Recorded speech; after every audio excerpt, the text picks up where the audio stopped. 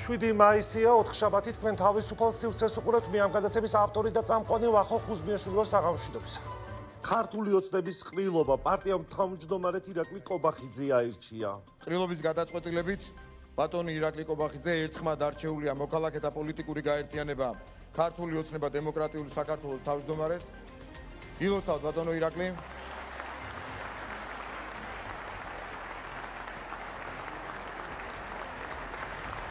ოცნება თვითმმართველობის არჩევნებისთვის ემზადება. ადგილობრივი თვითმმართველობის არჩევნებამდე 5 თვეზე ნაკლებია დარჩენილი. არჩევნებისთვის სამზადისი უკვე დაწყებული გვაქვს და რამდენიმე კვირაში უკვე ოფიციალურად გაიხსნება ჩვენი საარჩევნო კამპანია. პარტია სრულად იქნება მობილიზებული მე-10 საიუბილეო გამარჯვებისთვის.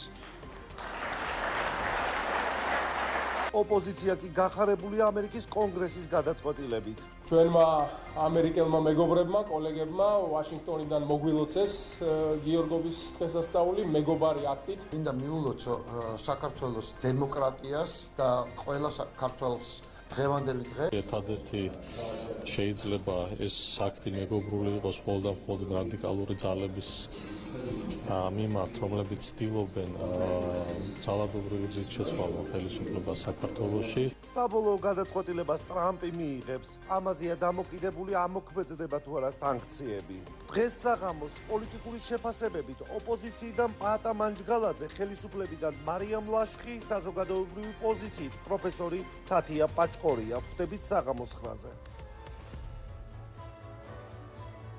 სტრატეგია აღმაშენებლის წევრი პაატა მანჯგალაძე უკვე სტუდიაშია. მივესალმებ მას. საღამოშვიდობისა, მადლობას გითხრით რომ მოხვედით. პაატა, დავიწყოთ იმით, რომ 26 ოქტომბრის შემდეგ მუდმივად ოპოზიციისგან გვესმის, რომ ხელისუფლება ჩამოშლის გზაზე არის. ამასობაში 6 თვე გავიდა. დანიშნული არის თვითმმართველობის არჩევნები, კანონზე იღებს პარლამენტი. რა ემჩნევა იმას, რომ ხელისუფლება ჩამოშლის გზაზე არის? მოგესალმებით, კი ბატონო, გეტყვით. მთავარი მიზანი არჩევნების შემდეგ იცით, რომ ტოტალურად მოხდა ალბათ არავინ უარყოფს იმას, რომ მაგალითად გამჭირვალედ მიდიოდა ხმის მიცემა, ეს არის კონსტიტუციის მთავარი პრინციპის ფარულობის დარღვევა და ეხლა უკვე CSKOM აღიარა და უწევთ გადახურვა თუ მიშენებას გაკეთება ამ აპარატებზე, რომ ეს გამჭირვალე არ იყოს. ფაქტია, რომ ეს დადასტურებულია ყველას მიერ. ამას მოყვა ის, რომ სამი მთავარი მიზანი ჰქონდა თავიდანვე ჩვენ. პირველი მიზანი იყო, რომ არავინ არ შესულიყო ოპოზიციის სახელით, ხალხის სახელით ამ პარლამენტში და ეს ნამდვილად მივაღწიეთ ამას. ერთი ადამიანიც კი არ არის, ვინც რამე პროცესში მიიღებს მონაწილეობას ოპოზიციიდან და მათ მოუწიათ ასე ფიქტიური ოპოზიციის დანიშნვა. სოზარ სუბარი არის დანიშნული ოპოზიცია, ეგრეთ წოდებულ პარლამენტში. მეორე მიზანი იყო, რომ საერთაშორისო აღიარება არ ქონოდა რეჟიმს და იცით, რომ ძალიან ძიმეა მხრივაც ევროპაშიც, ამერიკაშიც. დავითაშვილი, რომელიც არის ვიცე-პრემიერი ამ რეჟიმის, ამერიკაში შეხვდა, ესე იგი, სახელმწიფო მდივნის თანაშემწის მოადგილეს. ხომი არ ვაკნინებ იმ ადამიანის თანამდებობას, ძალიან მნიშვნელოვანი თანამდებობა არის, მაგრამ უბრალოდ თანაშემწის მოადგილის დონეზე არასდროს არ ყოფილა ქართულ-ამერიკული ურთიერთობა პრეზიდენტების, ვიცე-პრეზიდენტების, სახელმწიფო მდივნის დონეს ქვევით არასდროს არ ჩამოსულა სინამდვილეში, ხო? ეს არის არაღიარება და ასე ვთქვათ, ლეგიტიმაციის სერიოზული პრობლემები აქვს და მესამე მიზანი ჰქონდა, რომ მის მოძალადეები, ვინც 10 დღის განმავლობაში უმოწყალოდ არბევდნენ ხალხს, ამის ფასი გადაიხადათ და იცით, ამის ფასის გადახდა, იცით, სახელობითი სიებია გამოყენებული სხვადასხვა ქვეყნების მიერ. ვისი სანქცირებაც მიდის. ანუ რა მეგობარი აქტი ამ ფონზე რა არის? მეგობარი აქტი არის, რომ თუ ჩვენთან მეგობრობა გინდათ, დემოკრატია გინდათ, თავისუფლება გინდათ, რეჟიმს ეუბნებიან ივანიშვილის ვიმეგობროთ, თუ არა და მაშინ იქნება სანქციები უფრო მძიმე და უფრო გავიგეთ ეს სანქციების გავიგეთ, ისიც გავიგეთ, რომ ოპოზიცია პარლამენტში არ შევიდა, ყველაფერი გავიგეთ, მაგრამ რა პარლამენტი იღებს კანონებს და გინდათ თუ არა თქვენ ასრულებთ ამ კანონებს, ხო? თქვენ ანუ კმაყოფილი ხართ ოპოზიციის სტრატეგიით? მაგას გეკითხებით. მე არ ვიცი თქვენი ამოცანა, საერთოდ მე არ ვიცი. ხელისუფლების შეცვლა ხო გიდო? თქვენი ამოცანა არ ვიცი რა არის, მე ვიცი რომ რეჟიმის მე თქვენზე ვერ ვილაპარაკებ, რეჟიმის ამოცანაზე ვილაპარაკებ. რეჟიმის ამოცანა არის რომ დათესო საზოგადოებაში ნიჰილიზმი, თითქოს მას არაფერი არ ეხება, ყველაფერი კარგად არის მისთვის და ქუჩაში რომ არის იმ ხალხს უჭირს მარტო არა, საქართველოს უჭირს. ქართული ოცნების გამო შეიძლება ქვეყანამ დაკარგოს უვიზო მიმოსვლა ევროპაში. ამას გვეუბნებიან რომ ესო ოპოზიციას არ უნდა რომ დაკარგოს? არა, ჩვენ რა გვინდა რომ ხელისუფლება დაიჯება ამით თუ ქართველი ხალხი? არა, ეს პრიმიტიული არა, პრიმიტიული რატომ? არა, მუდმივად ხო საუბრობთ ამაზე, რომ აი უიზოს და ოპოზიცია ძალისხმევას არ იშურებს იმისთვის, რომ აი არ შეგვიწყვიტონ ეს. აკეთებთ იმას, რომ არ ქართველმა ხალხმა რა დააშავა. ძალიან მარტივია ეხლა თქვენ თუ მზეს დაემალებით და გაიყინებით, ეს არ იქნება მზის ბრალი. ძალიან მარტივია, ეს არის სიკეთეები არსებობს საქართველოსთვის, მაგრამ თუ ვენესუელის მადუროსავით იქცევი, მოგიქცევიან ისე როგორც იქცევიან ვენესუელას და მადუროს. არც იმ ხალხმა არაფერი არ დააშავა, არც ვენესუელებმა არაფერი არ დააშავეს, გარდა იმისა, რომ ხელისუფლებაში ყავს მადუროს რეჟიმი, რომელიც ხალხს იტაცებს და კლავს ვენესუელას. ან უნდა შეგვიწყვიტონ თქვენ? არა, მე მაგას არ ვიძახ, მე ნორმალური პასუხისმგებლიანი ხელისუფლება დღეს აღიარებდა კრიზისის არსებობას და არსებობს კრიზისი. ოკეანის გარდა გამახედავენ ამ კრიზისს და ჩვენ არ გვინდა უბრალოდ ამას სუვერენიტეტის დაცვას უწოდებს ხელისუფლება, რომ არ ჩარევენ. ხელისუფლება საერთოდ გასულია მომსახურების ზონიდან ეძახდნენ ჯერ რომ ესო ჩვენთვის ჯილდოებიაო და მე ამ ჯილდოს ანუ სანქციები ჯილდოაო და ამ ჯილდოს საფასურს ჩვენ ვიხდით გადასახადებიდან და გავიდა ერთი კვირა გაუჭირდათ ბიჭებს და თქვენს რომ ესო ზარბაზნებია ჩვენზე დამიზნებულიო ეს სანქციებიო. ჩვენ არ გვინდა რომ ჩატარდეს ახალი არჩევნები და საქართველოს გახდეს ევროკავშირის წევრი. ჩვენ ეს გვინდა მხოლოდ ეს ხო საქართველოსთვის არის. პუტინთან რო ქვეყნები მიდიან. ეს არჩევნები აი პუტინთან რო ქვეყნები მიდიან, ახლა 9 მაისს რო პუტინთან ქვეყნები მიდიან. მარტივია საკითხი. იმ ქვეყნებს უყოლას ხო უმეტესობ მათგანს 80%, 90% დემოკრატიის ზუსტად იგივე პრობლემები აქვს, რაც ამ რეჟიმს დაახლოებით, ხო? და ჩვენ როგორი ქვეყანა გვინდა? ის პუტინთან იქ ვინც დგება, ისეთი ქვეყანა გვინდა საქართველოს თუ ამერიკის პრეზიდენტის ელაპარაკება. არა, ლაპარაკის პრობლემა კი არ გვაქვს, გააჩნია რაც წამოვიღებთ იქედან თუ არა, ლაპარაკის პრობლემაზე კი არ არის, აქ სხვა რამეზეა ლაპარაკი. პუტინთან ბურჯანაძეც იდგა და ფაჩატურში გეჯდა პარლამენტში ერთად ისხედით. ბურჯანაძის ამბავი, კაცო, ბურჯანაძის პარტიის წევრი იყო ირაკლი კობახიძე. იცით თქვენ ეს? მამამისი იყო ბურჯანაძის პარტიის წევრი. ირაკლი კობახიძე არ ყოფილა. ირაკლი კობახიძე. მოიყვანეთ აგერ არის ირაკლი ნინო ბურჯანაძის შვილი და მოყვება.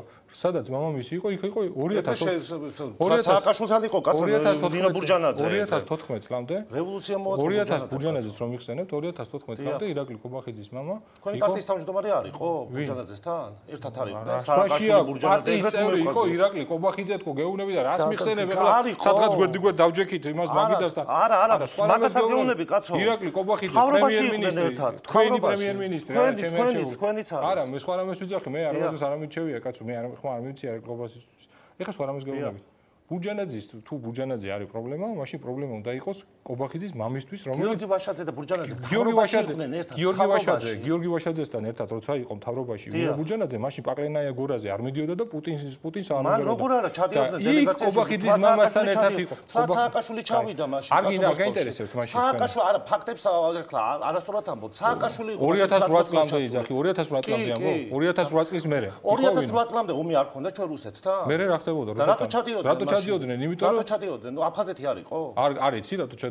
მე მგონი ინფორმირებული ჟურნალისტი ხარ. მე ინფორმირებული ხარ, რატო ახდენ ულტრირებას? რას ახდენ? კაცო, ივანოვიც იყო ჩამოსული რევოლუციაზე. ულტრირება თუ მოცლი კარგი იქნება. ულტრირებას რუსეთთან მითო ჩადიოდნენ საქართველოში, რომ ლაპარაკი იყო რუსი ჯარის გაყვანაზე. ვის დროს გავიდა რუსი ჯარი საქართველოსთან? სააკაშვილის დროს. შევარდნაძის დროს დაიწყო პროცესი, კაცო. გასაგებია, რაღაცა შევარდნაძის დროს დაიწყო, რაღაცა ზვიადის დროს დაიწყო, ეგ არ არის თავარ საკითხი. თქვენ ხო გაქვთ პრეტენზია? არა.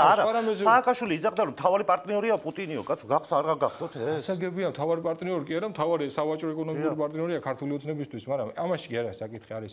აი თავარი პროპაგანდა, რომელსაც ავითარებს ხელისუფლება, რომ ვიცავთ სუვერენიტეტს, ვიცავთ მშვიდობას. მე დავსვა მარტივ კითხვას.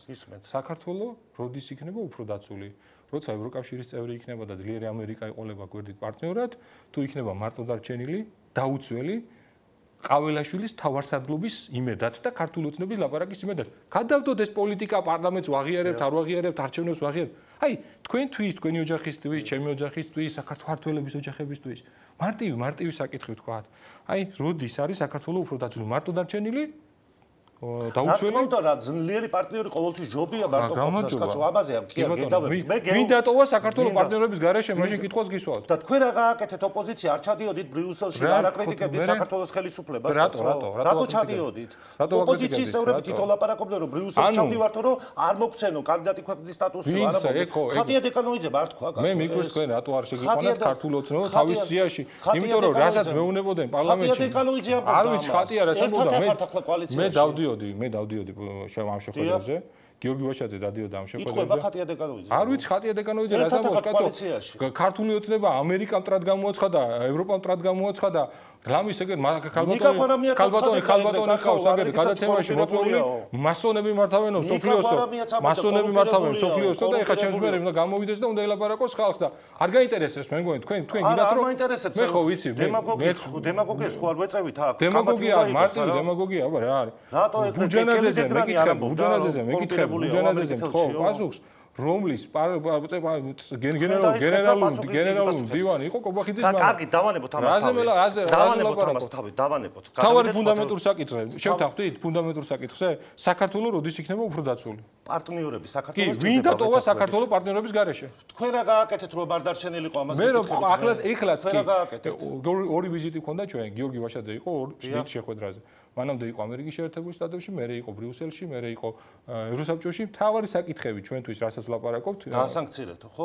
არა, ვინ დაასანქცირებს ქვეყანა? საქართველოს ხელისუფლება. ქვეყანა დაასანქცირებს. ხელისუფლება ხო? ყოველთვის ვიტყვი, არ მომერიდება მოძალადე, ვინც არის, ვინც ხალხს სულპირი დაულეცა ბიჭებს, დაკავებული ბიჭებს. ვინც აქცეული თქვენ კოლეგას თავზე ბურთი ითამაშა, დიახ უნდა დასანქცირდეს ყველა. არ მეთანხმები მაგაში? დამნაშავე ყველა უნდა დაისაჯოს. შევთანხმდით. დამნაშავე უნდა დაისაჯოს, მაგრამ არა, მე კი არ ვაპროტესტებ, თქვენ მიჩვეული ხართ, იცი რა არის პატა? ის იმდენად ახართ რესპონდენტები გადაჩვეული, რომ პოლიტიკოსი რომ ხართ, რომ კრიტიკული შეკითხვა უნდა დაგისვან, ვერ იტანთ კრიტიკულ შეკითხვას. ხარე რას ნიშნავთ? აბა თქვენ რაც მოგწოთ ის კითხვა ყველა კოცის თავარი ნარატივი რაც არის იმას იმეორებ. ერთ შემთხვევაში როგორ არ შეიძლება რომ დაემთხვეს, რაც აღიაზროს ლოგიკა არის. გეუბნებით რომ მინდა რომ ვიყოთ პარტნიორები. ბურჯანაძე შენ დაასანქცირეო ქვეყანაო, იმის გარეშე ტოვებო. მე კი არ ტოვებ, ივანიშვილი ტოვებს საქართველოს. და თქვენ რას აკეთებთ რო არ დავრჩით? მე რას ყველაფერს ვაკეთებ. ჩვენ ყოველთვის არწმუნეთ რომ არ შეგვიწყვიტონ ვიზა ლიბერალიზაცია. რა თქმა უნდა, მეუბნებ რომ ქართველი ხალხი არაფერი არ დააშავა, უნდა დაისაჯოს. გააგზავნეთ ეს წერილი, შეგიძლიათ რომ გვაჩვენოთ, აი ღიად რომ მიმართა. შეხვედრების ფორმატები რაც არის, ქართულ ოცნება ვის თუ გაიგო ხატია დეკანოიძე რას ლაპარაკობდა? ხატია დეკანოიძე ჩვენ რას ლაპარაკობთ, მაგი ვერ გაიგო კაცო. ღია თქვა ხათუნა სამნიძემაც ღია თქვა, ხო არ დაგავიწყდა. სისულელეზე თავის მართლებას მიმართავ მოქალაქეებს, ძალიან მარტივად არის საკითხი. ეხლა რა დღეშიც არის ქვეყანა რომ ფაქტიურად იზოლაციაშია, ცივილიზებული სამყაროდან არის მოკვეთილი, ეს არის ივანიშვილის დამსახურება, რომელმაც მიზანმიმართულად საქართველოს მიიყვანა ამ მდგომარეობაში. მათთვის ჩარტერულ რეისები დაფრინავენ ჩვეულებრივად ევროპაში, თავიანთ შვილები სწავლობენ ევროპის საუკეთესო უნივერსიტეტებში, ამ ნაძვარცვიფულებით დიწილად და ხალხს ასეუბნებიან, იცი, ევროპა არის გარყვნილიო, LGBT პროპაგანდას გვაძალებენო და თქვენი შვილები არ გაუშვათ იქ. თუ ცუდია ეს ევროპა თავიანთ შვილებს რატო უშვებენ ამ ევროპაში? იმ პენსილვანიის უნივერსიტეტი რატო სწავლობს ღარიბაშვილის ის თუ მტრები არიან და თუ მასონები მართავენ ქვეყანას და თუ ამერიკას deep state მართავს, რატო უშვებენ თავის შვილს ამ პენსილვანიის უნივერსიტეტში? მაგრამ ეს ხო არის მიაფასიანი, ესე ვთქვათ, პროპაგანდა. მეტი არაფერი არ არის. აი მარტივ რამეს გეტყვით. საქართველოში დღეს არის სერიოზული კრიზისი. მათ შორის კრიზისი არის, რომ აი ახლა პარლამენტის ეგრეთ წოდებულ წევრებს რო 400%-ით გაეზარდათ ხელფასი. ხო? ვინმეს გაეზარდა საქართველოს მოქალაქეს თუნდაც რა ვიცი 100%-ით. არავის არ გაეზარდა ხელფასი. ეს ხალხი, რასაც ხალხი შრომობს და ჩვენი ემიგრანტები აგზავნიან უცხოეთიდან, აი ამის ხარჯზე დგას დღეს საქართველოს ეკონომიკურ უსაფრთხოებად. აი ამ ადგილობრივ არჩევნებთან დაკავშირებით. ნაწილი ოპოზიციის პოზიცია ცნობილი არის, ნაწილი ამბობს რომ დრო გვაქვს იმისათვის რომ რა გადაწყვეტილებას გამოვიტანოს, ნაციონალური მოძრაობის პოზიცია პრინციპში ცნობილია რომ ცალსახად ამბობენ, უარს რომ არ მიიღებენ. თქვენ მაინც პირდაპირ არ ახართ ნაციონალური მოძრაობაში ესე კოალიციით ახართ და თქვენი პარტიის პოზიცია რა იქნება საბოლოოდ? ჩემი პარტიის პოზიცია არის ჩვენ ხალხთან ვართ 60 დღეზე მეტია ფაქტიურად ქუჩაში ვართ. ხალხის თავარი მოთხოვნა და ჩვენი მათ შორის არის ახალი არჩევნები, პოლიტპატიმრების გათავისუფლება და ასევე ჩვენ სტრატეგია აღმოჩენებელი ვამბობთ რომ აუცილებელია რომ დაჩქარებული წესით დაიწყოს მოლაპარაკება ჩვენ დასავლეთ პარტნიორებთან, მათ შორის ევროკავშირთან, ამერიკის შეერთებულ შტატებთან. პირველი ვერსია, თავდაპირველი ვერსია მე. ანუ აქ გამორიცხავთ არჩევნების მონაწილეობას? არა, მე პირადად მე არ ვიცი პარტიაში არ ვიცი. ანუ ჯერ არ არის მსჯელობა ამაზე? არა, მსჯელობა თავარი საკითხია. სხვა დღის ეს რიგი არ გვაქვს ხარ და ამ სამი საკითხისა. ეხლაც კი ვცდილობთ რომ ამერიკელ პარტნიორებთან როგორმე შედგეს კომუნიკაცია, რომ საქართველოს მართლა არ დარჩეს მარტო. თავარი ამოცანა არის ეს, იმიტომ რომ ჩვენ გვაქვს პრაქტიკა ღმერთთან უკნას 21 წელს თავარი პრობლემა რა იყო, როცა ბრიტანელები, იტალიელები გავიდნენ საქართველოსთან, მერე ადვილად შემოვიდა რუსეთი საქართველოში. ღმერთთან უკნას, ღმერთმა გვაშოროს, ეს ყველა საქართველოს პარტიებზე არ დაიწყებენ კოცები ფიქს, რომელი პარტიას წარმოადგენს, ყველას მოგვიწევს ამ ფასის გადახდა. ამიტომ თავარი არის კიდევ ერთხელ ვამბობ. ევროკავშირი ამერიკასთან ახლო ურთიერთობა, პარტნიორობა და ეგრეთ წოდებული ნეიტრალიტეტზე რომ მიდის ახლა პროპაგანდა, ხო ეს რუსული პროპაგანდა არის, რას გვეუბნებიან სინამდვილეში ხალხმა ადვილად რო გაიგოს, გავშიფრო ამ ნეიტრალიტეტის რას გულისხმობს მტერი. მტერი გულისხმობს გვეუბნება ასეთ ლეგენდას, რომ აი ცხვარს რო უთხრას გელმა, რომ ნაგაზი რო გიგას გვერდით, აი ამის გამო გესხმი თავს თუ არა, შენი ხორცის გემო საერთოდ არ მაინტერესებს. აი იგივე ეუბნება დაახლოებით რუსეთი, რომ აი ნატოს გამო გესხმი თავს თუ არა, საქართველოსთან პრობლემა არ გვაქვს, არა და 200 წელია საქართველოს განადგურებაზე სტრატეგიულ დოკუმენტში უწერია, რომ თავისუფალი საქართველოს არსებობა მის სტრატეგიულ მიზნებს არ შეეფერება, არ შეესაბამება. ესე ატყუებენ ხალხს, აი ამერიკა რო არ არის და ევროპა რო არ არის და მარტო რუსეთი რო რჩება. აი ესე ნეიტრალური არის საქართველო. პირიქით, ნეიტრალური კი არ არის, დაუცველია საქართველო. აი ამის მიტანას ვცდილობ, ამის ახსნას ვცდილობ. მე სხვა რამე არ მაინტერესებს, რომ საქართველო როგორმე საქართველოს მოქალაქე იყოს დაცული, მართლა უსაფრთხოება, მართლა მშვიდობა არის ფუნდამენტური, თუ მშვიდობა არ იქნება, აქ და უსაფრთხოება არ იქნება, არაფერი არ იქნება და ეს რით უნდა იყოს გამტკიცებული კიდევ ერთხელ ვამბობ. ყაველაშვილის თავარსარდლობით გადავარჩენთ საქართველოს, ვერ გადავარჩენთ. ერთად უნდა ვიყოთ ამ ფუნდამენტურ საკითხებზე. მე რო ვიყო ახლა ხელისუფლებაში, ხომ ვარ დარწმუნებული ჩემ გამარჯვებაში. რატო დავასანქცირებიებ ვინმეს თავს, რატო გავრისკავ უვიზო მიმოსვლით? ხო ვარ დარწმუნებული რომ მაგარი ვარ, ხო ვარ დარწმუნებული ხმები ვარ, კაი. აი როგორ უნდა ჩატარდეს არჩევნები? ანუ თქვენ ამბობთ რომ საქართველოს ანუ საერთაშორისო მასშტაბის ცენტრალური საარჩევნო კომისია უნდა შეიქმნას თუ როგორ? მაგაზე შეიძლება. ანუ არედობით ამ CSKO-ს, ხო? როგორ უნდა ჩაატაროს თქვენ გეკითხებით, მარტივი საკითხია. CSKO-ს თავმჯდომარე, რომელიც სანქცირებულია ბევრ ქვეყანაში, ევროპაში და მათ შორის ამერიკის კონგრესში მოხდა, ხო, გადაწყვეტილების მიღება. კონგრესში ისინი ვერაფერზე ვერ ხვდიან. ამერიკა არის პოლარიზებული ისევე როგორც ჩვენთან. დემოკრატები და რესპუბლიკები პოლარიზებულია. საქართველოს საკითხი აღმოჩნდა, ქოცების სანქცირების საკითხი აღმოჩნდა საკითხი, სადაც ორპარტიულად აქამდე უპრეცედენტოდ ხარდაჭერა ქონდა ორივეს. ეხლა რაც უნდა ვიძახოთ deep state და მასონები მართავენ და ეგრე ქალბატონი ეხლა რომ ის ერკვევა ამ საკითხებში და მასონებზე მინდა რომ კითხოთ უფრო გაშალოს რას გულისხმობს ამერიკას თუ ტრამპს რომ მასონები მართავს ეს საკითხი ძალიან მაინტერესებს მართლა მეც. თავარი აქ კიდევ ერთხელ ვამბობ, არაფერს არ მივედოთ, მე აქ იმიტომ მოვედი რომ ადამიანებს უთხრათ მარტივი რამე. ჩვენი გზა არის კრიზისიდან გამოსვლის, ახალი არჩევნები, პოლიტიკური პატიმრების გათავისუფლება, ანუ CDC პატიმრების გათავისუფლება და სასწრაფო დიალოგის, უმაღლესი რანგის დიალოგის დაწყება ევროპასთან და ამერიკის შეერთებულ შტატებთან. ქართული ოცნების გზა რა არის? აი თუნდაც ჩემი ყოფილი კოლეგა რო არის, ხო? გზა რა არის? მეტი სანქცია, მეტი დაპატიმრება, მეტი ცემა, მეტი ჯარიმა, მეტი იზოლაცია, მეტი ეკონომიკური კრიზისი და რომელი გზას ვირჩევ? ჩვენ რომელი ვჭირდება? საქართველოს რომელი ჭირდება? ეხლა ხელისუფლებაში ჩვენ რო ვიყოთ და ესეთი ოპოზიცია და ასეთი კრიზისი იყოს, ხო? მე ხო ვარ დარწმუნებული, ყოვახიძის პოზიციიდან იმ პოზიციონერებიდან ვლაპარაკობ. თუ დარწმუნებული ვიქნებოდი, რომ მართლა მაგ ხმებით არ გამიყალბებია, ხო ჩავატარებდი არჩევნებს და არ გამოვაკიდებოდი ამას. ბოლოსკენ მივდივარ და არჩევნების ჩატარებაზე საუბრობდით თქვენ და ამ დროს ქართული ოცნებას სხვა მიზნები და ამოცანები აქვს, რომ აკრძალოს ნაციონალური მოძრაობა. რა ვიცი, გასაგებია. თქვენ აი როგორ უყურებთ აი არ იყოფა ნაციონალური მოძრაობის აკრძალვა, მარტო უნდა აკრძალოს ყველა პარტია და თავარი პრობლემა ქართული ოცნების პროპაგანდაა, ხო ეგ. თავარი ახლა კიდე ერთი მათ თავარი პრობლემა აქვს პარტიებთან კი არა. საქართველოს მოქალაქეებთან აქვს პრობლემა. ამ გაყალბების მიუხედავად 46% დაუწერეს ოპოზიციას, დანარჩენი დაიჭერეს 54% თვითონ, ხო? მაგრამ ჩვენ ხო ვიცით რომ 100% არ ყოფილა უბნებზე. ამ არჩევნებზე ოქტომბერში. რაზე იმოვდით აბაკაცო, რაზე იმოვდით? ეს საარჩევნო იმის ტექნოლოგიის ნაწილი არჩევნების ყველგან ესახება. თავარი საკითხი არის 2012 წელს დაახლოებით ამდენი ადამიანიც მოვიდა, იმდენი დაფიქსირდა ამ არჩევნებზე მოსვლა. მიუხედავად იმისა, რომ მაშინ 3800 უბანი იყო, ეხლა 2000 უბანი იყო, გამსხვილებული უბნები იყო. მაშინ იყო რიგები დილიდან თქვენ გახსოვთ. ეხლაც ხო იყო. აი, სად იყო? არსად რიგი არ ყოფილა ხალხო. ფოტოებს არდებდნენ ქალაქიდან გადის მთელი ღამე რიგები. ეგ ღამე ვიღაცა რიგები უბანთან რიგები არ ყოფილა. ანუ მიუხედავად იმისა, რომ 60%-ით შემცირებული 40%-ით შემცირებული იყო უბნების რაოდენობა, ისეთი რიგები არ იყო და თუ ისეთი რიგები არ იყო, ეს ისინი რა ქვია ეს შედეგები საიდან დაფიქსირდა რომ ამდენი ადამიანი მოვიდა. ამას გითხულობ. აი მაგალითად მე მქონდა ნინოწმინდის ახალქალაქის ოქმები მაქვს და თუ გინდა მე სხვა დროს გადაცემა გავაკეთოთ, აგიხსნით ხალხი აწერია რომ ამდენი ადამიანია გასული უცხოეთში და მოსვლა ფიქსირდება 95%. უცხოეთში წასული ადამიანები როგორ შეიძლება 95% ჯამში საერთო ამორჩევლის მოვიდეს უბანს. ხო, უცხოეთში წასულებს რო გამოაკეთებ უბანს, ადამიანი რომელიც უცხოეთშია იქედან ფიქსირდება რომ 95% მოვიდა საარჩევნო უბანთან. იმათი ჩათვლით და როგორ შეიძლება 95%-იანი მოსვლები როგორ შეიძლება ლოგიკურად საერთო ჯამში აი პატა თქვათ არ დაინიშნა ეს ახალი არჩევნები, ჩატარდა ადგილობრივი არჩევნები, არ მიიღო ოპოზიციამ. დამასრულებინეთ პატა. ხო ხედავთ გაცილებით საშუალებას რომ ილაპარაკოთ არ გაგაწყვეტეთ. სხვა რაღაცა მაინტერესებს. საქართველოს უფრო დაცული? ვერ გავიგე რას ამბობ. არა, მე ჩემთვის თავარი საკითხი არის. არა, გავიგე ამაზე ისაუბრეთ, მაგრამ მარტო ეს თემა ხო არ არის. რომ აი როგორ წარმოგიდგენიათ, ოპოზიციამ არ მიიღო არჩევნებში მონაწილეობა. ოპოზიციის რაღაც მონაწილეობა გირჩება, ვიცით რომ უნდა მიიღოს. არ დაინიშნა ახალი არჩევნები. ეს სურათი გააძლიერებს ოპოზიციას თუ დაასუსტებს?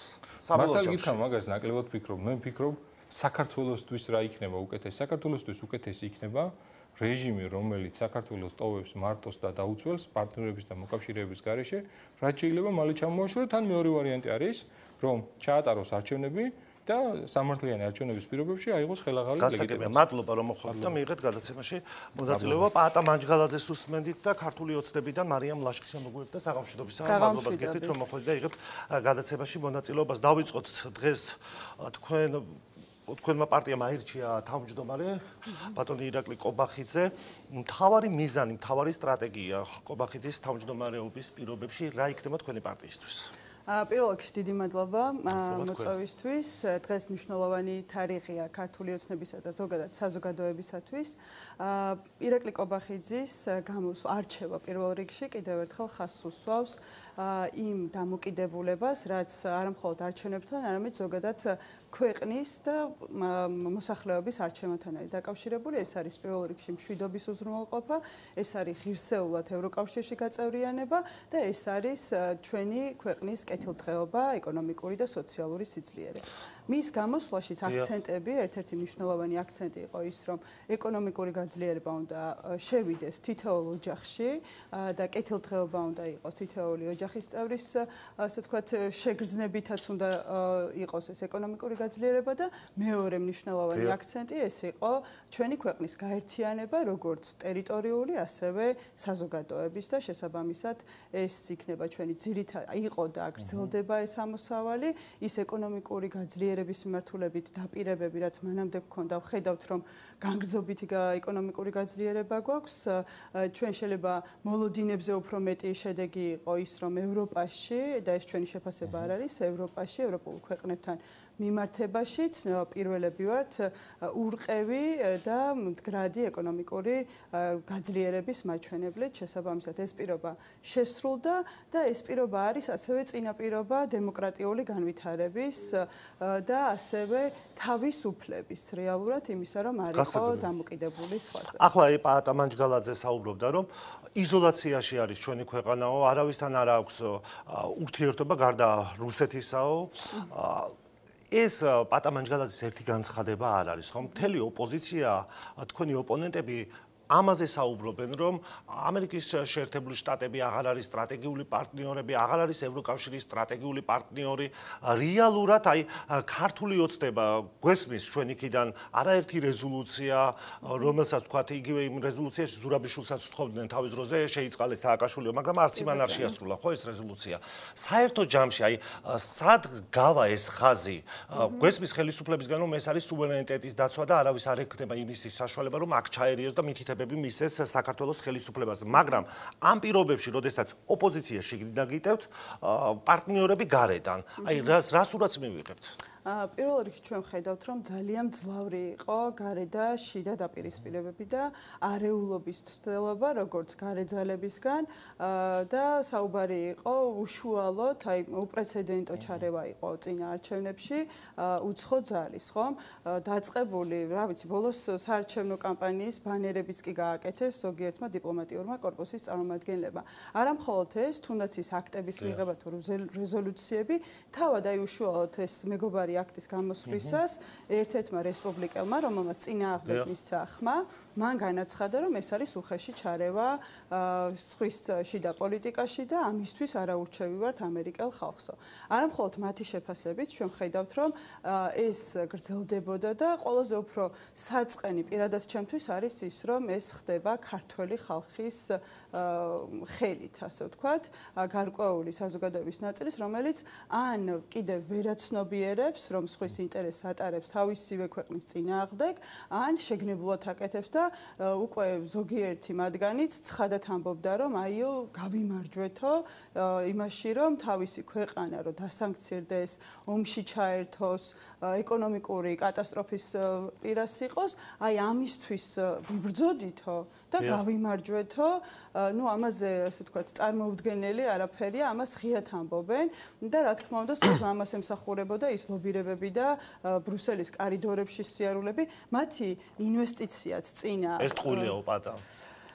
რომ არ ლობირებდით. ხოლო ანტისახელმწიფოებრივ საქმებს არ ეწეოდა ოპოზიცია დასავლეთში. რა თქმა უნდა, როდესაც ამბობენ, რომ ჩვენ ლობირებდით, რომ და სიებს ადგენდნენ და აძლევდნენ, რომ ვინ უნდა დასანქცირებულიყო და ვინ არა და ასე შემდეგ, რა თქმა უნდა, ეს არის ანტისახელმწიფოებრივი ქცევა და თავიანთი, ასე ვთქვათ, ვიწრო პარტიული ღირებულებების გამო, რომ ოცნება დაასრულონ, ამის გამო მზად იყვნენ, რომ თავიანთი ამორჩელებიც ეს გავიგეთ, მაგრამ აი თქვენ შეეხეთ აი ამ სანქციებთან დაკავშირებით, ხო, კონგრესის საბოლოო ჯამში ტრამპმა უნდა მიიღოს ხო ეს გადაწყვეტილება რა მოხდება.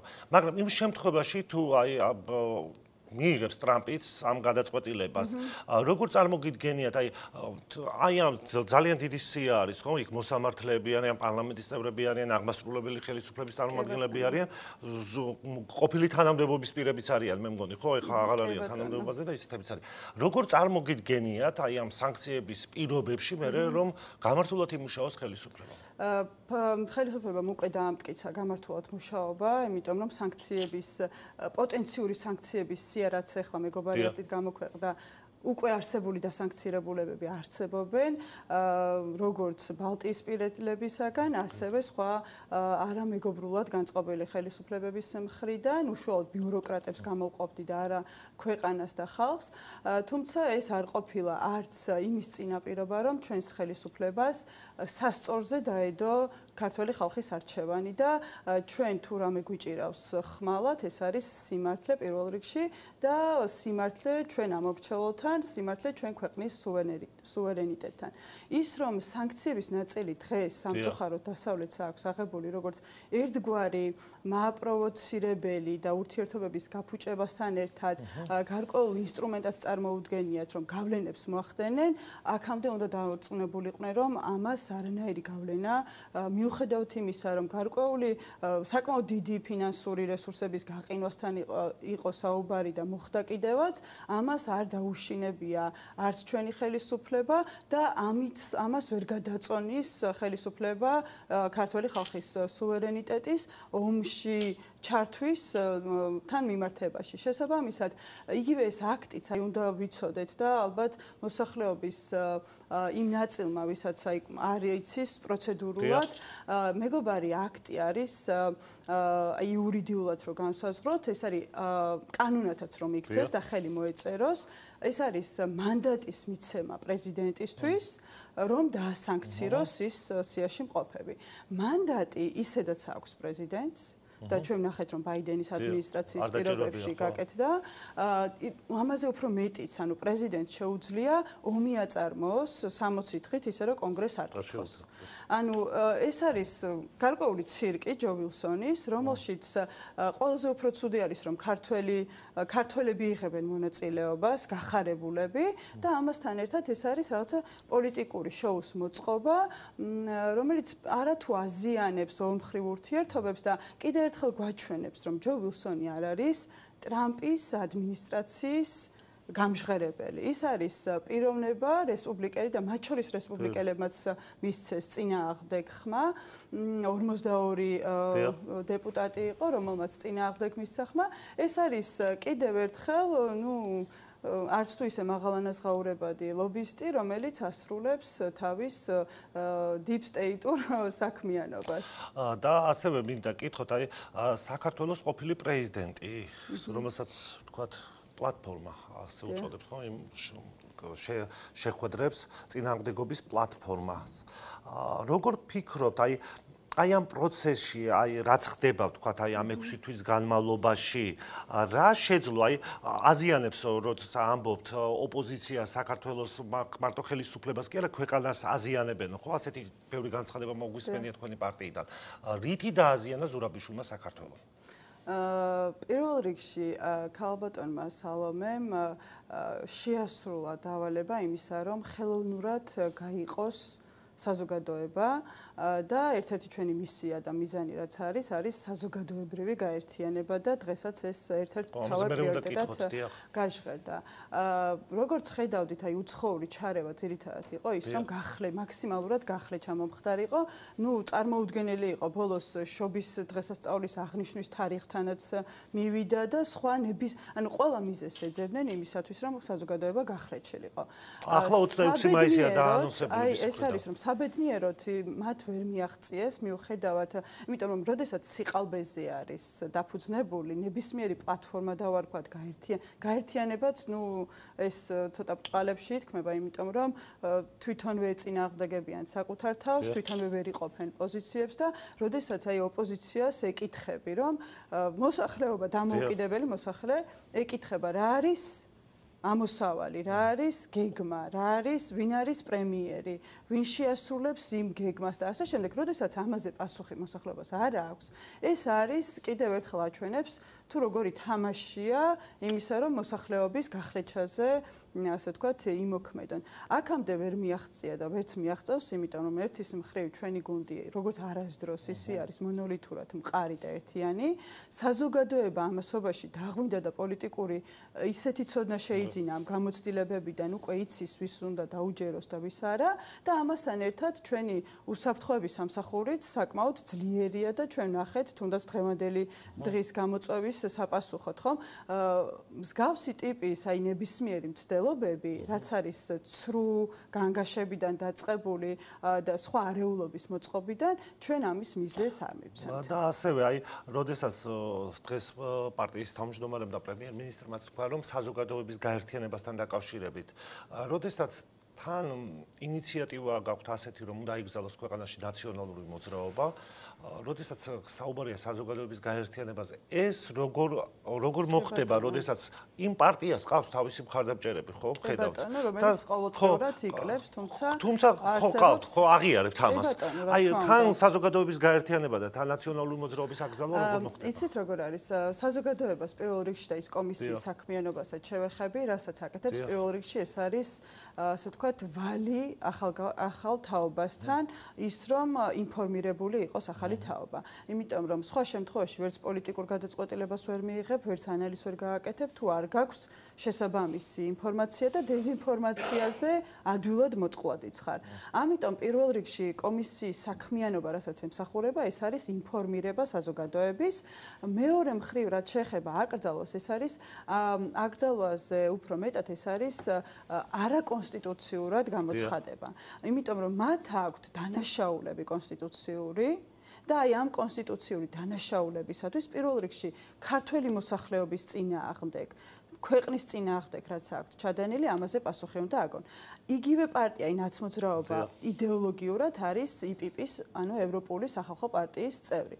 ამ პარტიამ იპიპ-იმ დააყენა საკითხი ევროპარლამენტში გამჭვირვალეობის საკითხის შესახებ, ისინი ამბობენ, რომ სამოქალაქო საზოგადოება და NGO დიდი ხანია გაცდა მათ მნიშვნელობას და ფუნქციებს და აუცილებელია, რომ მათ პასუხი აგონო, უნდა მოხდეს გამოძიება, გაფლანგული თანხებით ცნეს და შესაბამისი საბიუჯეტო გამომძიებელი კომისიამ დაადგინა საფუძველი აქვთ ზუსტად, ანუ ისინი იძახიან გამჭვირვალეობის კანონის აუცილებლობაზე, იდეოლოგიურად რომელი ევროპული პარტიის წევრებიც არიან, ისინი ამბობენ, რომ გამჭვირვალეობა საჭიროა, მაგრამ ქართული გამჭვირვალეობა არ არის საჭირო. ანუ იქ უნდა იყოს და აქ არის. იქ შეიძლება და ჩვენთან რუსულია. ხო და აი თქვათ და არაკონსტიტუციურად გამოცხადდა თქვათ ნაციონალური მოძრაობა და ეს პირობითად ესე პარტია არ არის, ხომ? იქ კონკრეტულ ადამიანებამდე მივა ეს ამბავი, ხო?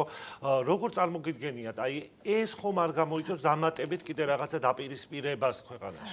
დაპირისპირებაზე უფრო მეტად არის მნიშვნელოვანი, რომ ქვეყანა იმსახურებს, ყავდეს შინაარსზე დაფუძნებული ოპოზიცია. ოპოზიცია, რომელიც მოვა და აი ჩემთვის შედარებით ახალი პოლიტიკოსისთვის ყველაზე დიდი იმედგაცრუება წინა მოწვევაში იყო ის, რომ არ ყავდა, ანუ შინაარსობრივი განხილვა ოპოზიციასთან ერთად არ ყოფილა. ძირითადად, აი ხა ერთ-ერთი პირველი რეზოლუცია ჩემთვის იყო უკრაინის ომის დაწყებამდე სულ რამდენიმე დღით ადრე საგარეო ურთიერთობათა კომიტეტმა დავაინიცირეთ რეზოლუცია იმისათვის, რომ მოვუწოდებდით საერთაშორისო საზოგადოებას, რომ ომი არ დაეშვა, რომ ასეთი ყველას აქვს თავისი სუვერენული უფლება, რომ ნატოს წევრი იყოს თუ ევროკავშირის თავად აირჩიოს. ანუ ისეთი ძირითადი პოსტულატები იყო ამ რეზოლუციაში. ერთადერთი დღე, როდესაც ოპოზიციის წარმომადგენელი დაესწრო ამ კომიტეტის ხდომას იყო სწორედ ამ რეზოლუციის დაინიცირების დღე და შემოვარდნენ და დაარქვეს ამ რეზოლუციას რუსული. სადაც ანუ არც შინაარსში შეყვალო, როდესაც კი ეკითხები, რომ რატომ არის ასე, ან ალტერნატივა წარმომიდგინე, რამდენი სახელმწიფო პროგრამა არის და რამდენი ბერკეტი არსებობს პარლამენტში იმისათვის, რომ დეპუტატმა, ოპოზიცია იქნება თუ პოზიცია, მოიწვიოს მინისტრი ინტერპელაციის მეთოდით და პასუხი აგებინოს გარკვეულ საკითხზე. ანუ იმდენი ინსტრუმენტი არსებობს კანონის დაინიცირებიდან, ცვლილებებიდან, თუნდაც დისკომფორტის შექმნის მცდელობა, ანუ ამაზეც ასე ვთქვათ, ოროსნები გამოდგნენ სამწუხაროდ და იმიტომ რომ საზოგადოება იმსახურებს ჯანსაღ ოპოზიციას, იმიტომ რომ ქართულ ოცნებისთვისაც კარგი იქნება, როდესაც ოპოზიციასთან ასე ვთქვათ, რეალურ ოპოზიციასთან გაჯანსაღება იქნება პოლიტიკური სივრცის და ის, რასაც ნაციონალური მოძრაობა ჩადენილი აქვს, იმის ბაზაზე ვერასდროს ვერ დააშენდება ჭეშმარიტება. გასაგებია. შესაბამისად, ასევე მინდა გკითხოთ აი თვითმმართველობის არჩევნებთან დაკავშირებით დღეს ასევე ითქვა, რომ 64-ვე ოლქში უნდა გავიმარჯვოთ, ხო?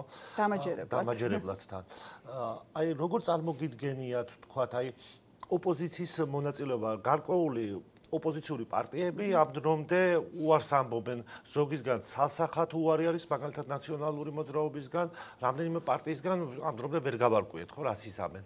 აი ეს საარჩევნო ბატალიები, თქვათ, ჩაერთვება ოპოზიცია ამის მოლოდინში ხარ თუ შესაძლებელია დარჩეს ქართული ოცნება, იქ გირჩის პოზიცია ვიცით, რომ ისინი აუცილებლად მიიღებენ.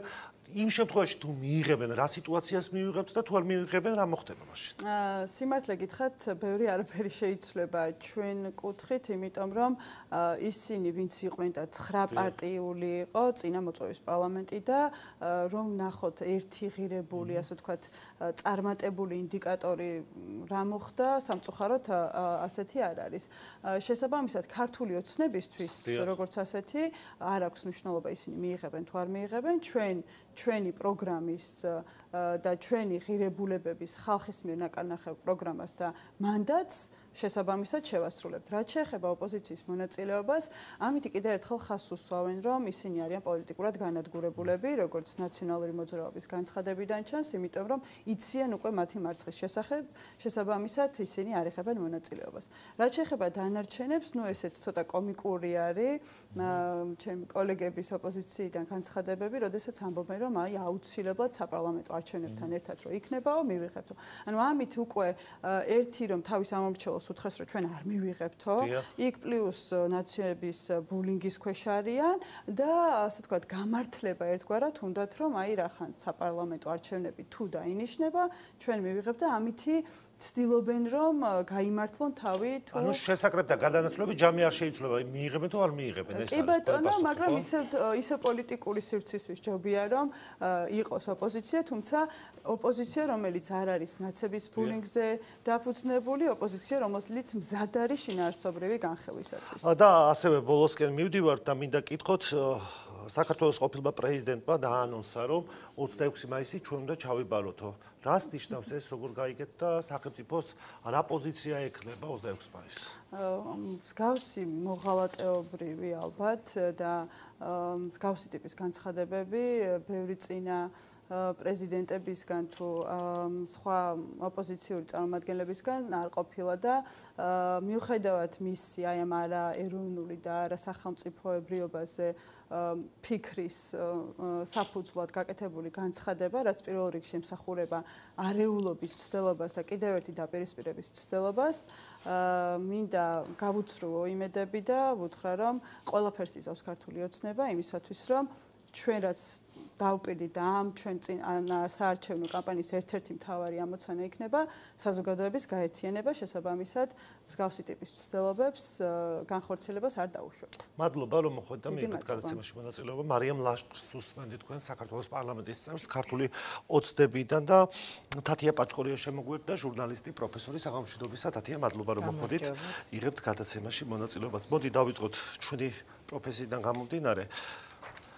ჟურნალისტები საზღვრებს გარეშე ამ ორგანიზაციამ გამოაქვეყნა ანგარიში, სადაც აი მაგალითად 2004 წელს ვიყავით 94 ადგილზე, 2007 წელს 66 ადგილზე, პრაქტიკულად იმედი როცა დაინგრა და დაანგრიეს. სიტყვის თავისუფლების და მედია პლურალიზმის გულისხმობ. კი, 91 ადგილზე უყოფილვად 2019-ში თუ არ ვცდები და ახლა ვართ 114 ადგილზე. ასე გაუარეს და მედიის მდგომარეობა? არა, ნამდვილად არ გაუარესებულა მედიის მდგომარეობა, უბრალოდ მედიამ დაკარგა მითი ყოვლის შემძლეობის შესახებ. მედია აღარ არის ყოვლის შემძლე. რომ მაქსიმალურად მართოს საზოგადოებრივი აზრი, თორემ მედია პლურალიზმი რომ ჩვენთან არის და ჩვენთან რომ ყველას ყველაფრის უფლება აქვს და აღარ ჟურნალისტი და აღარც პოლიტიკოსი ვეღარ აღიქვამს სიტყვის თავისუფლების არსს და არსის გაგება უჭირთ და გვიჭირს ზოგადად, ხო? ამაში მე მგონი ორი აზრი არ არსებობს. და თვითონ თქვათ აი მეთოდოლოგია ხო? არის კრიტერიუმით შეარჩიეს. როგორ არის ხო? ვინაწვის აი ამას ცოტა კომიკურია რომ 2007 წელს თქვათ, როდესაც მართლა უძიმესი მდგომარეობა იყო, ქვეყანა იყო 94 ადგილზე, ყველაფერი კარგად არ არის არც ახლა, მაგრამ 114-ზე რო ხარ ახლა და 2007-ში 94-ზე ცოტა კომიკური სიტუაცია. მე მგონი ვიდეო ჩანაწერიც არსებობს იმის შესახებ 3-4 ტელეკომპანიის საინფორმაციო ჩოხა, ასე ვთქვათ, ვიორსტკა ქვია სატელევიზიო ერაზე, ერთნაირი როა. არა, ბადენ ხო, ანუ წამყვანები ერთი და იგივე ტექსტებს ვკითხავთ. წამყვანები ერთი და იგივე ტექსტებს და ძალიან კარგად ვიცი იმ ადამიანის სახელი და გვარი, ვინც ამ ყველაფერს აკონტროლებდა, იმიტომ რომ ერთ-ერთ ხელმძღვანელს უთხრეს, რომ ეს არ გაუშაო და წადით და იმას ელაპარაკეთ, ეხა აღარ მინდა გვარების დასახელება. ასე რომ ძალიან სასაცილოა და აი აქ მივდივართ ზუსტად მედია პროპაგანდა ხო არსებობს და კიდე არის ძალიან საშიში ტენდენცია ესეთი გამოკვლევები, იმიტომ რომ ესეც არის პროპაგანდის მზაკრული ხერხი, რომელსაც ეწოდება ნახევრად სიმართლე. ეს არ არის სიმართლე, ეს არის ნახევრად სიმართლე. არა, ნახევრად სიმართლეს არ არის. დეზინფორმაციაა უბრალოდ. თქვენ აი პედაგოგიურ საქმიანობას ეწევით, სტუდენტებთან გაქვთ საქმე, ხო? ეხლა ჟურნალისტებისთვის არ არის ის დრო, თქვათ აი სასიამოვნო არ არის, იმიტომ რომ რაღაცა გარკვეული ჯგუფები თუ არ მოსწონს შენი პოზიცია, ან თუ თვლიან რომ მის აზრს არ აკმაყოფილებ, პირდაპირ მოდის თავდასხმა, არის ნებისმიერ ადამიანზე ბულინგი, ხო? აი როგორ ფიქრობთ, აი როგორ უნდა მოახერხონ იმ ჟურნალისტებმა, ვინც ჩვენ უნდა ჩაგვანაცვლონ, ხო? სულ თქვენ ხო ვერ ვიქნებით. მესმის ყველა ლექციაზე ვეუბნები, რომ თუ ჟურნალისტობა გინდათ, უნდა იცოდეთ, რომ თქვენ ძალიან სერიოზულ ანუ ურთულეს პროფესიაში შედიხართ, იმიტომ რომ ჟურნალისტიკა არ არის ის, რაც იყო ჩვენ დროს, როდესაც ჩვენ კარიერას ვიწყებდით. ეხლა არის თან რა არის, იცით, დღეს მედია ჟურნალისტიკაში აღკვეთით. კი. მეორე მსოფლიო ომის შემდეგ შეიმუშავეს ასეთი თეორია, ინფორმაციის შერჩევითი აღქმის თეორია. ოღონდ ადამიანები აღიქვავდნენ საკუთარი ინტელექტუალური მოცემულობის, საკუთარი განათლების, ინფორმაციის მხრივ. არის ასეთი ცნობილი სოციოლოგი, გერმანელი სოციოლოგი და კულტუროლოგი, ასე ვთქვათ, ნიკლას ლუმანი, რომელმაც შეიმუშავა ინფორმაციის კოლექტიური აღქმის თეორია. ნახეთ, თქვენს პირველ სტუმარს უსმენდი, ცოტა ადრე მომიწია მოსვლა და მახსოვს, რომ წინა გადაცემაშიც ესე რაღაცა თქვენი პირველი სტუმრიდან გამომდინარე წარიმართა ჩვენი საუბარი და ადამიანი ამბობს, რომ რაჯობიაო, რომ ევროკავშირის წევრები ვიყოთო და ვიყოთო დაცულებიო თუ ვიყოთო დაუცველებიო, აი ესე მარტო, ხო? აი ეს არის კოლექტიური ცნობიერება, რომელიც სწორედ აი ამ პროპაგანდის, აი ესეთი გამოკვლევების და აი ესეთი ნარატივის შედეგია, ხო? მართლა შოკის მომგვრელია ასეთი განცხადება პოლიტიკოსის მხრიდან, რატომ იცით? ჩვენი რეგიონი არის ქარცეცხლში ფაქტობრივად, ომის ქარცეცხლშია. და ერთადერთი, აი, გადარჩენილები ვართ, მე მგონი, ჩვენი სახელმწიფოს სწორი პოლიტიკი და ჩვენი საზოგადოების სწორი ორიენტაციით.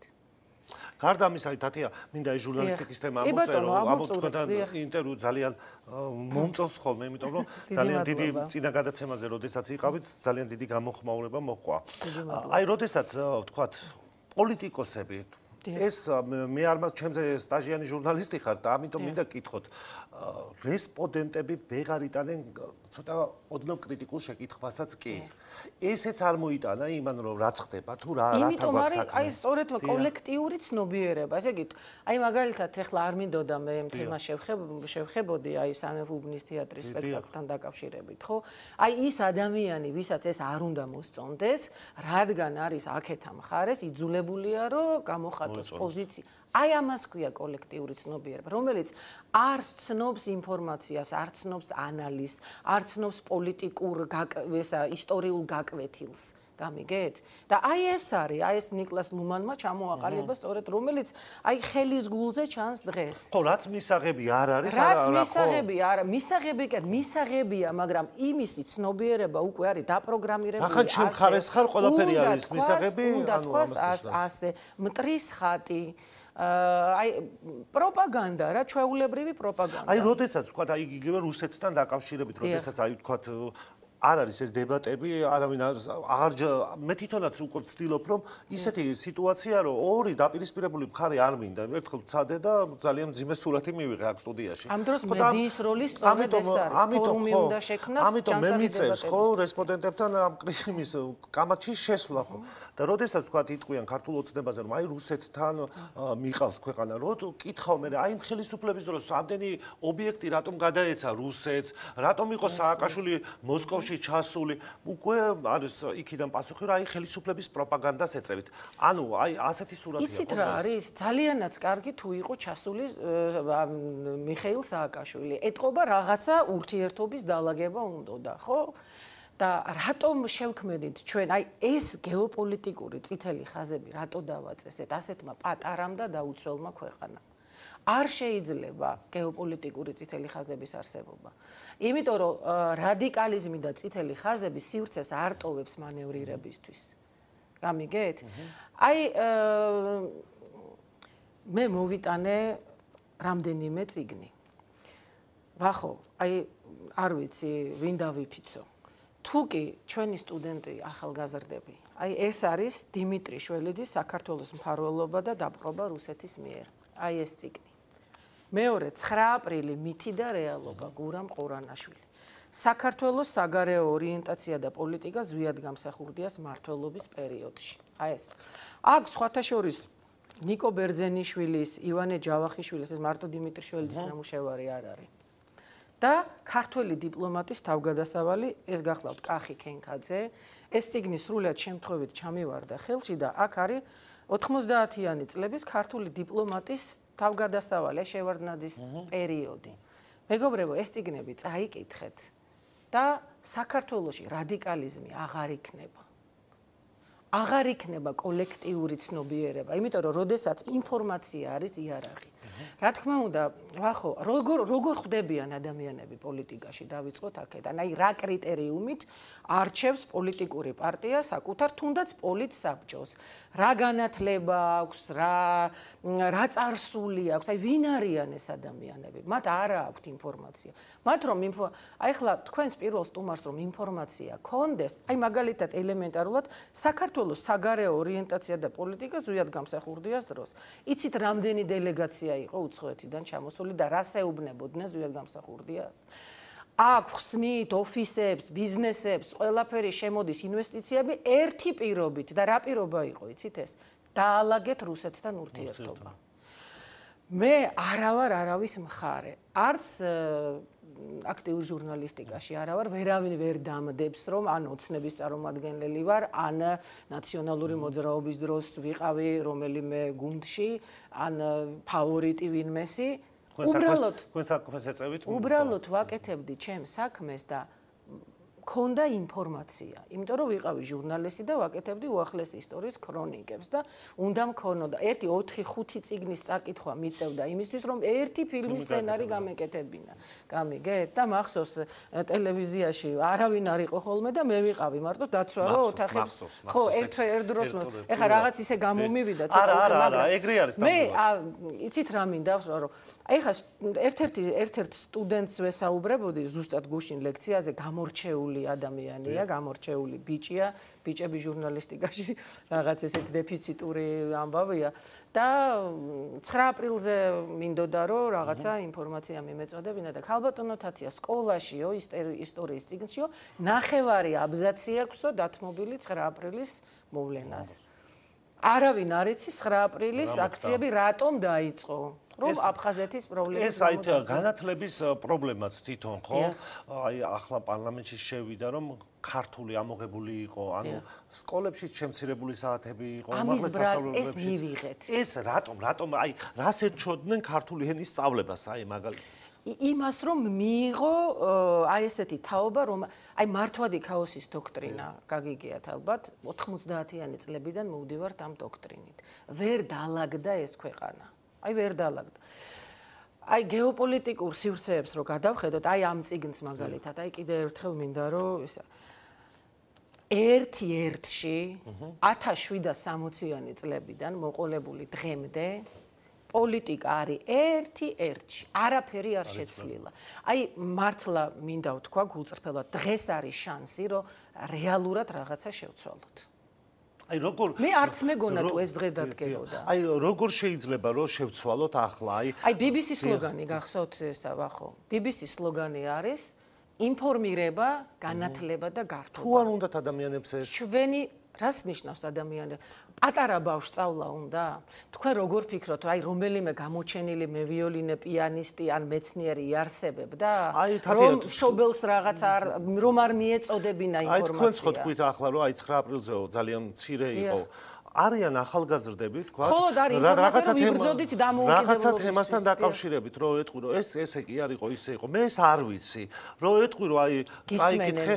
არა, მე მქონია შემთხვევები, რომ არ მაინტერესებს მე ახლა ეს, იმას უნდა ხვალ როგორ იქნება, მაგრამ თუ საძირკველი არ არის რაღაცაში იმას ხო ვერ მიყვები. თუ ის იდეოლოგიზირებულია და რაღაცა ორგანიზაციაში აქვს ტრენინგი გავლილი და დაფინანსებულია და ის არის უკვე დაპროგრამებული და ამაში იღებს ხელფას, რა თქმა უნდა, იმისი მოვალეობაა, რომ არ ყველაზე რადიკალურად განწყობილი სტუდენტებიც კი ჩვენს უნივერსიტეტში ხა რა არის დასამალი ერთ-ერთი ტელევიზიიდან მოვიდნენ და პირდაპირ ჩართვა გააკეთეს რომ აი თურმე რაღაცა არ გვიჭირავს სწორი პოზიცია მაგრამ ის სტუდენტებიც კი აი წიგნებ ინფორმაციით გვერდებით აი ბავშვებო აქ წაიკითხეთ ნახეთ ეს რა არის და ესმით შენ როცა სწორად მეგაქვს ინფორმაცია ახალგაზრდას ესმის და რას აკეთებს ჩვენ რეიტინგის დიქტატურას გადავაყოლეთ ყველაფერი ტელევიზიებმა იმიტომ რომ ცეკვა თამაში ცეკვა სიმღერა სად არის დოკუმენტალისტიკა სად არის პუბლიცისტი რა დოკუმენტური ფილმები რატო არ გეთდება